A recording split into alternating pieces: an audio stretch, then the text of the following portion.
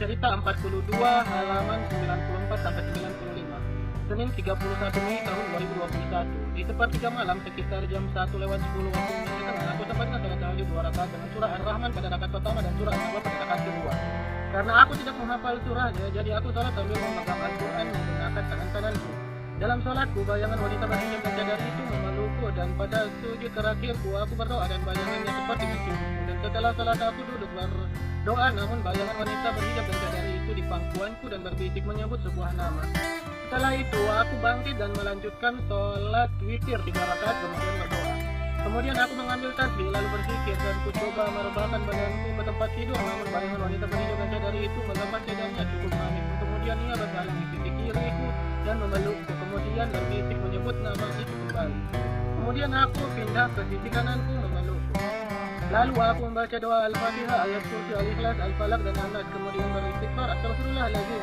Hingga aku tertidur, bayangan wanita itu cukup mempesona bersama aku memelukku. Dalam tidurku, ia bercampur berjima denganku sehingga aku bangun mandi wajib dan sholat subuh, namun sudah terlambat. Paginya aku antar adikku ke SD Laya Muhammadiyah tempat mengajarnya. Aku lihat jam 7:38 waktu Indonesia Tengah. Di perjalanan, tepatnya di Jalan Poros Minataupa, aku sempat berpapasan dengan seorang wanita berhijab berboncengan naik motor. Hanya penglihatanku tidak begitu jelas apakah mereka berdua menggunakan cadar atau menggunakan masker. Di Jalan Sultan Alauddin cukup padat kendaraan motor maupun mobil. Kulihat polisi di sebelah kanan maupun di sebelah kiri sesekali mengarahkan kendaraan. Sempat aku melihat wanita berhijab merah maron, kemudian aku mendahuluinya. Lalu aku lihat spion kiriku, ternyata ia menggunakan cadar hitam. Aku percepat laju motorku kendarai. Ketika di Jalan Sunu, aku sempat melihat wanita berhijab dan cadar kuning kecoklatan mengendarai motor berboncengan wanita berhijab dan cadar hitam berpapasan denganku. Tidak jauh dari situ, pada saat ingin berbelok ke jalan Masjid Al-Markaz Al-Islami, di situ aku melihat wanita berhijab kuning kecoklatan bercadar hitam dibonceng oleh seorang laki-laki menggunakan celana pendek. Di pikiranku sepertinya laki-laki itu adalah kakaknya dan sepertinya kejadian ini pernah terjadi. Aku merasa dejavu. Sambil fokus mengendarai motor mengantar adikku ke SD Laya Muhammadiyah tempat mengajarnya sebagai guru bantu program mahasiswa mengajar, di perjalanan pulang ke rumah aku sempat berpapasan dengan rombongan pesepeda santai, dan aku lihat beberapa orang sedang berolahraga jalan sehat dan jogging di jalanan kosong depan Masjid Al-Markaz Al-Islami.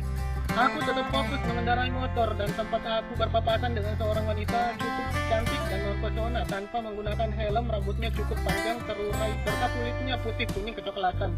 Tiba-tiba melintas di pikiranku, lebih baik kamu melihat wanita berhijab dan cadar walau hanya kain itu dapat menghantarmu ke surga insya Allah, ketimbang kamu melihat wanita cantik bukan muhrimmu dengan rambutnya itu dapat menarikmu ke neraka seperti di film horor itu. Laki-laki dibalut oleh rambut wanita kemudian ditarik ke neraka.